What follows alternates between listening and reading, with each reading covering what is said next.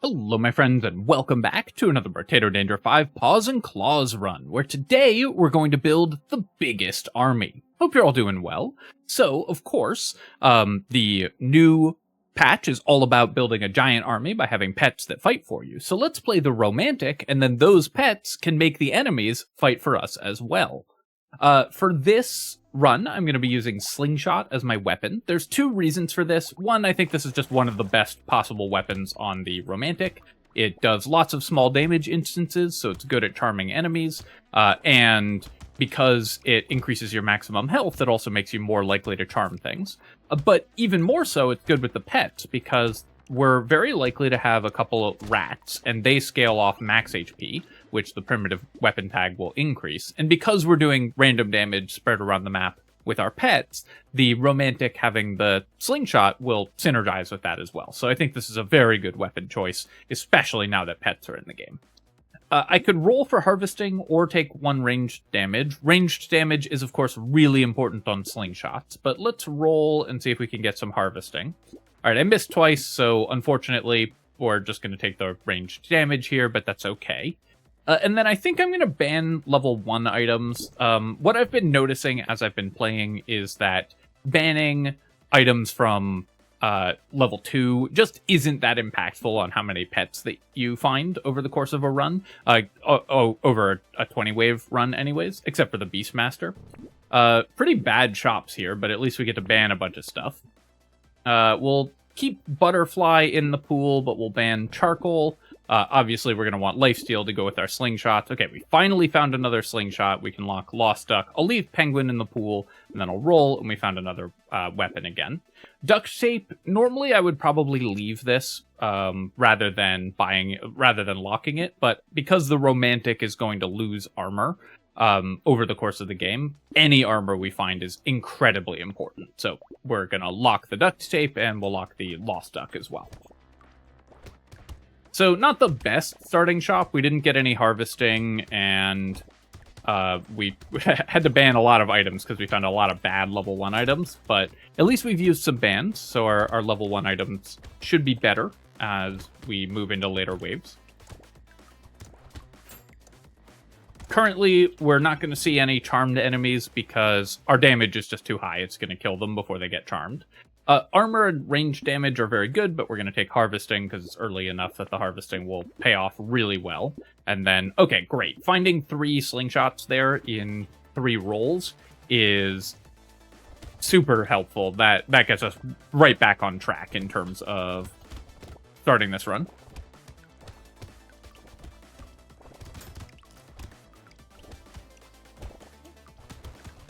So the great thing about the pets is that not only will they lower enemy health to below the charm threshold, they will also apply the charm themselves. So they're going to be instrumental at helping us get a gigantic army of charmed enemies here.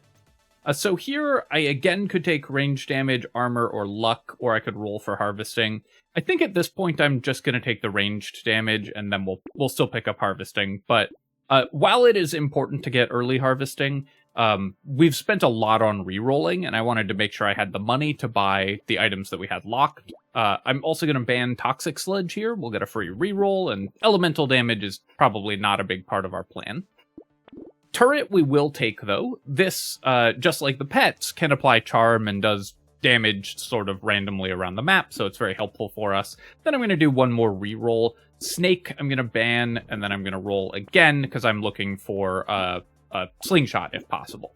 Tentacle is actually worth taking as well. The crit chance is... So crit chance I tend to think is a little worse on the romantic, because it's going to kill enemies instead of charming them when you crit. But it works with our pets, and Tentacle's a good way to heal. So that'll help supplement our lifesteal and just be fairly powerful for us, I think. Sad that we didn't get the Lamprey Charmed. I would have loved to see that. Also, we are going to kill Curse Aliens. You might think that because the Romantic gets stat penalties for having Curse, you lose damage and you lose armor, that you would want to avoid getting any Curse at all. I tend to think that that's the wrong way to think about it. The Romantic builds a lot of curse, so you're going to be fighting cursed enemies anyways. You need the power of curse items to overcome the more powerful enemies and the stat penalties, so it's better to just lean into curse. You're getting a lot of curse for free, and you could find cursed items very reliably. Cyberball I'll take. I'm not that excited about it. It's not great with the romantic, but splash damage is good, so we're happy to see some anyways. And then here I'm going to roll for harvesting because I would really like to get to 20. So let's roll, and I'll do one more reroll. Okay, the 8 harvesting there is great. 15 luck this early is also really nice. We're then going to buy all of these items, take our reroll. I will lock the fresh meat. Medical turret, I don't think we need that badly. So I probably want to just ban one of these items. Maybe I'll save my last ban to get a free reroll later, so I'm gonna just reroll, and then we'll lock the eye patch. The extra piercing shots will work very well with our slingshots for, again, just more damage spread out across the wave. And landmines, do I feel like the landmines is good? Yeah, it's probably good enough. Again, just dealing damage, just little bits of damage spread out so that enemies' health is lower will help us get more charm effects. Getting that Mantis Shrimp charmed is great. It's going to help us clear the wave much faster. We'll kill that Curse Alien.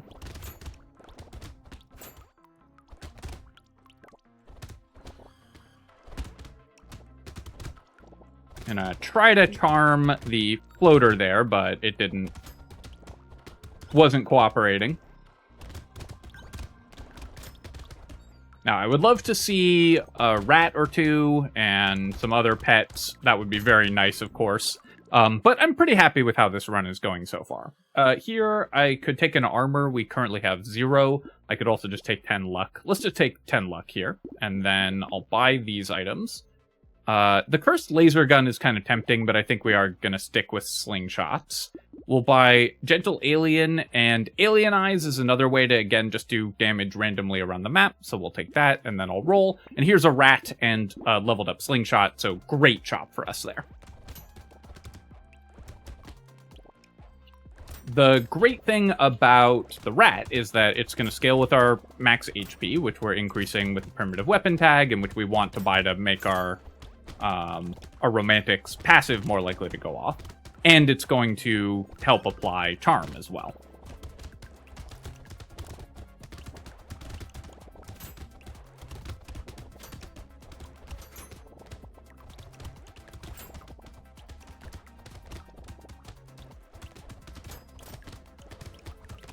Killing those pufferfish is pretty dangerous on the romantic. The bug where the pufferfish do triple damage when you charm them and then they explode is still in the game as far as I know. So you do have to be very careful with the pufferfish.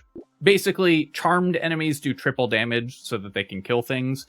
If the attack that kills the pufferfish also charms it, then the explosion will still damage the player. It's still hostile to the player. And it will also get the triple damage from being charmed. So you have to be really careful with pufferfish when you're playing a character that has, when you're playing the romantic or using flutes. Because the extra damage from charmed enemies is incredibly devastating. Taking triple damage out of nowhere is obviously a very fast road to a lost run. So you have to be very careful with that bug. And hopefully they can fix it soon. We didn't get the walrus charmed there. Definitely a little sad about that. And I do need to pick up some more attack speed. You saw there I took that hit, the previous one, from walking into the enemy that I had just assumed would be dead or charmed by the time I got there. That's just because my attack speed is a little bit low, so we just need a little bit more to make sure that we are able to clear enemies or charm them rapidly. We'll take 2 armor here. Super important to pick up armor. And then my ranged damage, I think I need to boost. I would love to roll for armor here, but our damage currently is very poor, so I need to fix that. Then we'll buy out this whole shop. That's great. We'll roll here. I'll definitely take the Dock Moth, and we'll take the banner as well. We'll buy a slingshot upgrade, and we'll roll. And bag we'll take also. I'm also going to lock the mushroom, and we'll probably just ban it for the free reroll here. Regen is fine on this character, but of course with a slingshot build that's also going to be using pets, I'm generally going to prefer lifesteal, I think.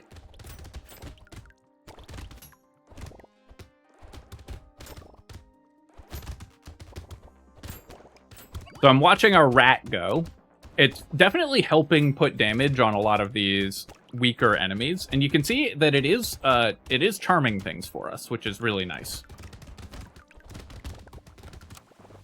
Killing that tree, very important. I would love some pickup radius. A loot worm would also be great. That could pick up a lot of these materials that we're leaving on the ground, which obviously is going to be a challenge when you're playing the romantic in general and when you're playing with a slingshot build.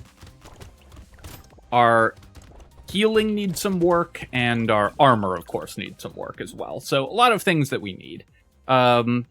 I'm just going to recycle the eye surgery, and then I'll take 2 more ranged damage here to make sure that we're able to kill stuff. Attack speed, super important. We'll take the Dock Moth.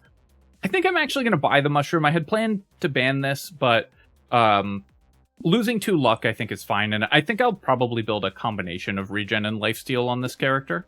We'll take the bottom mine. The metal plate is amazing. We'll buy corrupted shard as well. And again, you still want to buy curse on this character because powerful curse items are one way that you can kind of get ahead.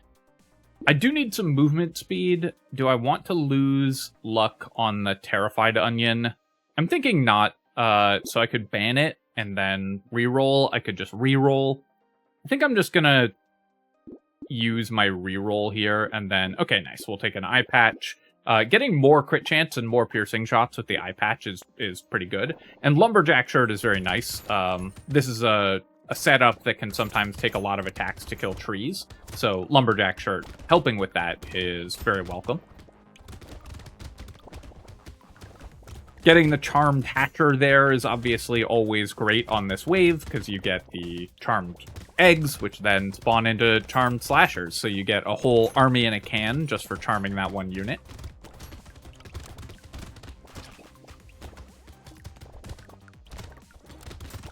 I will need to find enough damage to kill an elite before we fight one, but we have a horde as our first wave, so I'm more focused on building my economy and getting pets and things like that, and getting some defensive stats going.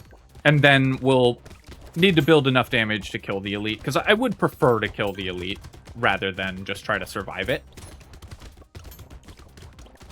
This build is very capable of doing that, and if we get enough damage, it should be pretty straightforward. Okay, I'll take the Cursed Snowball here, because it only is 26. It gives us 3 Curse, which is kind of nice. And while I probably won't buy a lot of elemental damage, if we do get a couple elemental damage items, maybe we pick up an alloy or something like that, and then a Blazemander, the elemental damage will be relevant. I'm going to take 9 max HP here, because my max HP is pretty low. And I'm taking crit chance because we have Tentacle and Eye Patch, so normally I would prefer the flat range damage on the romantic, but the crit chance, because we have some crit synergy items, is going to be better. Very happy to see Small Magazine and Fin, but let's buy these other 2 just to get them, because we want the Scar, of course, first. And then we'll lock all of these items and go to the next wave, so great shop there.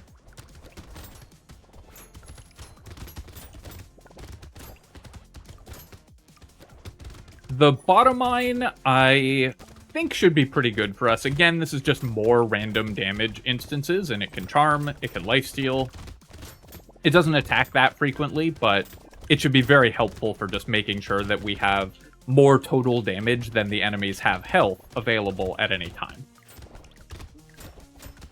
And when you're playing the romantic, that's kind of how you should think of it. You are fighting the entire enemy wave at once, not individual enemies at a time, because you're trying to make sure that you are keeping ahead. The push-pull of the RTS mechanic of this run is that you want to have a sufficient critical mass of units to take out the enemy units before they can overwhelm you. So you can really think of this more like a tower defense or RTS than like a horde survival.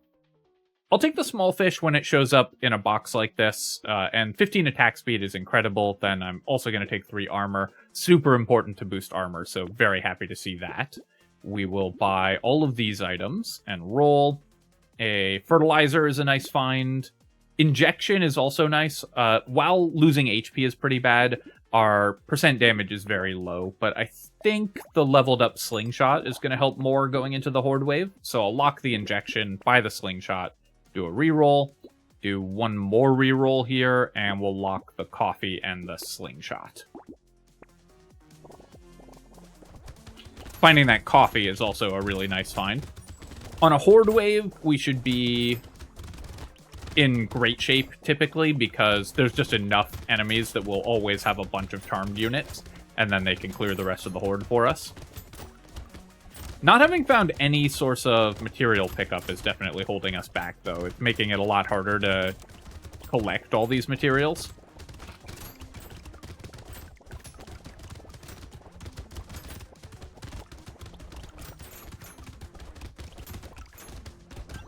So as these cursed enemies approach, we will often get to charm them, and the cursed mantis shrimp are especially powerful for us. They're going to be able to clear a lot of these Horde enemies at once. The goblin sharks, of course, they charge, so they're still really dangerous. We did get a charmed buffed goblin shark, though, which can deal a lot of damage to these enemies. We made okay money that wave, but we left a lot of it on the ground, so you can see we are struggling with material pickup. I'm going to reroll here. I could take an armor, but I think we can get a better level 2 upgrade. Let's roll again, and yeah, I'll take 15 luck here. We'll take the cursed lost duck, and then all of these items are amazing. A bowler hat does cost me attack speed and crit chance, which I want both of, but is really good stats. So we'll take the bowler hat. We'll do another reroll. Then more structures I will take.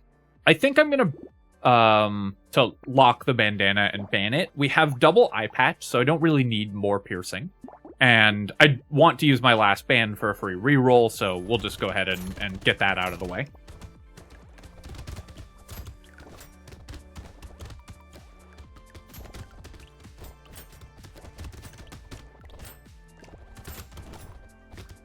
A second rat, I think, would go a long way. It's pretty unassuming, the rat, but you can, if you watch it, you can see how much work it's doing, because it's basically, as our charmed units are running around dealing damage, the rat is always there to kind of snipe the charm on the now low health enemies. Which often the challenge with the romantic is that because your charmed allies don't charm things themselves, if you get too many of them, they'll kill stuff too quickly and you won't be able to charm it. But because the rat is following them around and just making sure that it's chaining charm into more charm, it's really helping out with our plan. And I think a second one would go a really long way. All right, I will take the pickup radius. We're not building dodge. The harvesting, not that important, but pickup radius is really important right now, and more ranged damage is great. Let's do a reroll here. 3 lifesteal or 2 range damage. I'm going to take the lifesteal, and then we'll take some attack speed. I need some healing as well. We're going to buy all of these items, because again, they can help with our plan of just dealing a little bit of damage around the map. Increasing our max health is very helpful as well. Do I want Cursed Gambling Token? So this is -1 armor, very painful for the romantic, of course, who's losing armor anyways. I think not, because I'm also looking at buying this alloy, so I think even though this is cursed, we're going to pass on it, but we'll lock alloy and baby gecko. The alloy is nice because we're building crit. We have stuff that synergizes with crit, and of course the critical hit works with our pets as well. And even though normally we would only be able to use the ranged damage, the other damage types are pretty good for this character because we have the bot who will benefit from the engineering, and we have a couple other engineering and elemental damage items with the turrets and Tyler. And any other pets that we get will benefit from the other random damage stats. So items like alloy that are somewhat weak, normally, that up until now were somewhat weak, did get a small but significant buff in this patch because those off builds damage stats will be a lot more useful in more runs now that the pets exist. Whereas before, the melee damage and elemental damage on the alloy would have been completely useless to us. Now there's a good chance that we can make use of it. Losing attack speed does hurt, but I definitely want more max HP, and Warrior Helmet may be the best item we could find. I'll take 12 speed as well. I do want some movement speed. Let's buy Gecko and Alloy. Incendiary Turret, I think I am going to pass on. Although we have a 7 engineering, actually. You know what? Let's buy the Incendiary Turret. It's going to help kill the boss a little bit faster. Hunting Trophy doesn't work amazingly for the Romantic because you'll often charm enemies instead of killing them. So the crit chance is less likely to yield extra money from the Hunting Trophy. But I think it's still worth buying. This is relatively early to pick it up. And then we'll get some extra damage. Capping our HP actually doesn't matter. The damage, the charm stat for Romantic is based on our total HP, not our current HP. So having it capped doesn't cap the charm chance, doesn't cap the damage on our alien eyes or our rats. So we're very happy to just pick up a bunch of damage stats, and even though our HP is capped and we're a character that cares about it, what we actually care about is the on paper number, not the actual number of health that our character has. So I'm trying to keep damage on the elite, but make sure that I'm not putting myself in too much danger. But fortunately, our damage output is done somewhat independently of my actual character. So I can keep attacking the elite occasionally, but when I take hits, I can mostly just back off. And we'll rely on our summons and charmed units and the bounces from our slingshots to finish it off relatively quickly. And you can see all our charmed units are dealing great damage to it. I'm gonna get that charmed buffer as well. And so even with a weapon that's not amazing at killing elites, because Slingshot obviously is better at AoE damage than at single target damage, we had a very safe fight against that elite because we could play pretty far from it and just rely on our damage over time effects to kill it. We'll take the 3 range damage here on the honey. Definitely recycling that. Sift's Relic, well, this will completely fix our problem of leaving materials on the ground and give me 3 armor and HP, so that's amazing. Here, I could roll for... I could take Lifesteal. We need some healing. I could take attack speed or range damage, all good. Or I could roll for armor or percent damage. I think I want armor or percent damage more, because my percent damage was negative. Armor is really important. So I think rolling there made sense. Increased enemy spawns from these 2 gentle aliens are super helpful, of course, because we're a charm build, so the more enemies there are on the field, the more enemies there are that can help fight for us. Buy the handcuffs before we buy the injection, so we cap our HP a little higher. And then we'll take lure and duct tape, and we'll roll. There's no damage over time effects on me right now, or anything like that, so Triangle of Power is going to be very good. That'll give us armor and fix our percentage damage. And of course, a Cursed Smallfish is really nice. And this is why I think that you don't want to avoid Curse on the Romantic, because you can so reliably get really powerful cursed items.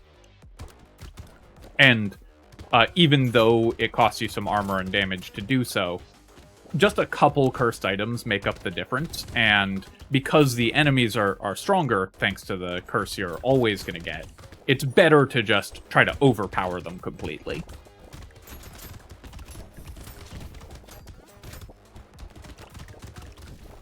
Backing away here and using my attacks to clear those lampreys. Picking up some consumables as well. Having the lampreys fighting for us, obviously, is amazing. I definitely need some more healing. One issue that you can have relying on lifesteal for this character is that a lot of your enemies are going to be charmed, so you won't be able to lifesteal off them. I'll recycle Peaceful Bee. We don't want to lose percent damage. I'll take the hunting trophy in a box. I think that the one we bought is not going to pay for itself, because it's so bad on this character. I'll take a medical turret as well when it shows up in a box. But the one that we got in a box should definitely pay for itself. We'll buy all of these items. I'll take padding as well. This means even if we get if we lower our max HP, we'll always be at cap at least. Baby elephant we can take. Any damage that we do randomly around the map just makes us better at reducing enemy health and charming them. Take a fruit basket, and I guess I'll lock all of these other items. The cake I'm buying because this character wants high max HP on paper, even though we can't benefit from the actual health. I will be astonished if I don't get a really angry comment from people being like, you capped your HP and then you kept buying it. Even though I've explained that. It happens every time.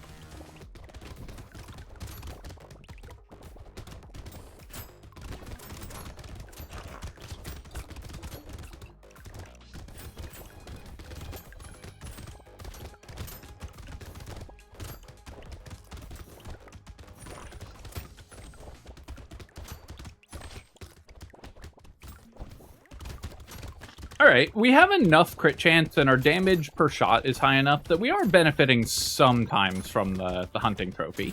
I guess also the fact that we have some pets that can critically hit does help, though their damage currently is pretty low and we only have the 2 pets at the moment. I'll take the wheat here for sure, more ranged damage. Let's get some more lifesteal, and then I'm going to buy these. Although I bought the cake, acid is just too inefficient to buy just for the HP over cap. Bag I will buy for sure. We have plenty of time, I think, for the bag to pay off. Exoskeleton is amazing here. It does cost me some regeneration, but all these other stats are stats we can use quite badly. The question is, do I want the weird ghost? I don't care that much about reducing myself to 1 health, but it is just 42 on 3 HP, and we do have a lot of max HP currently. I think I'm going to roll past both of these items and just look for things that can help out a little more, like a leveled up slingshot and this bonk dog, which can both help us kill the elites and bosses much faster.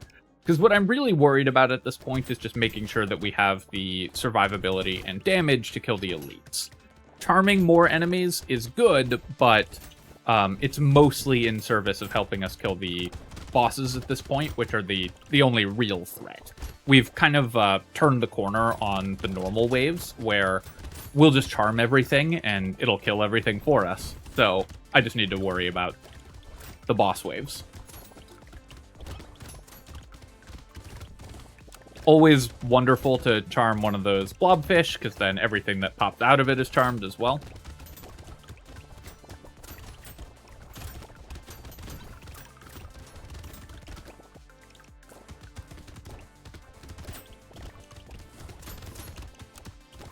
Our damage per shot is actually high enough now that we're getting fairly reliable income from the hunting trophies. It's still not going to be great, but I think it's fine. I'm going to take 2 armor here. It also gives me 2 more maximum health because we have the stone skin. We'll buy the bonk dog and level up our slingshot again. I'll buy the goldfish just for fun, and then we'll roll here. We'll lock a slingshot.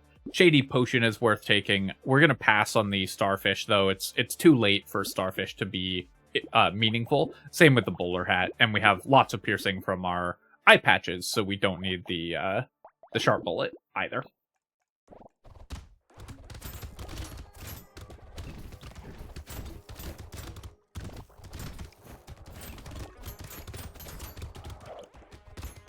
Getting to play around our medical turret here is helping with our healing as well. The elite is getting chewed up by our bonk dog, and also taking pretty consistent damage over time from the incendiary turret. So it's really nice to see all the strategies that we've built kind of coming together to help us kill this elite very quickly and in a pretty clean way.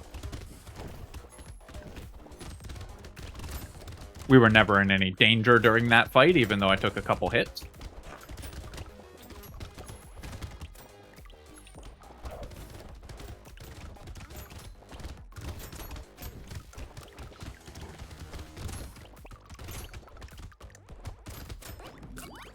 And there we go. All right, 6 more ranged damage. That's exactly what we need to be able to kill the bosses faster. This is going to make it a little bit harder for us to charm things because our actual attack damage is too high to regularly charm things, but what we really want to do is kill the bosses without dying, so we're very happy to see that. Treasure map, unfortunately, won't have time to pay off. There's only one wave. We actually have picked up a decent amount of elemental damage, so the scared sausage, I think, could do something. I'll take the baby elephant as well. We don't have, like, coils or anything, so no need to buy the knockback. And Dangerous Bunny won't pay off on just the last shop. So we'll take both of these, and everything else we will pass on.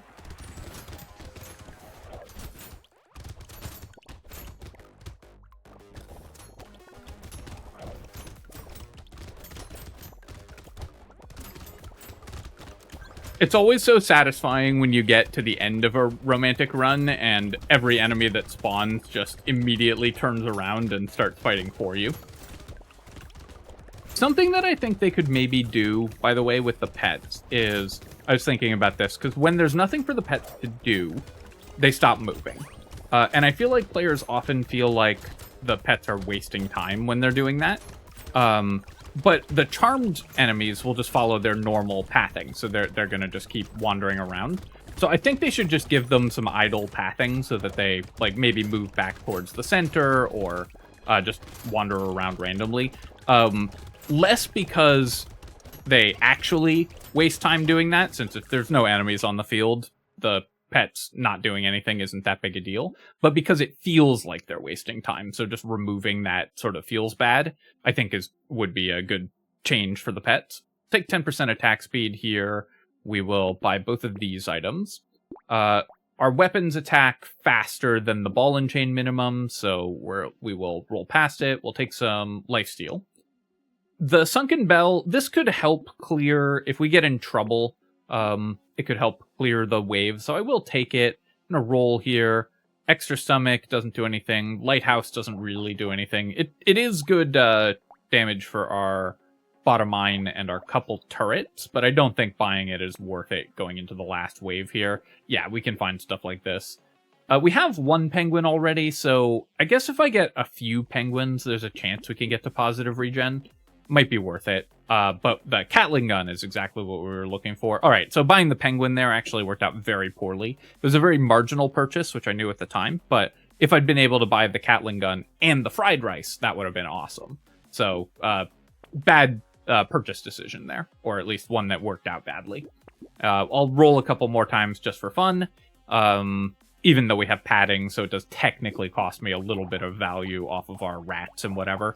And then let's go to the last wave.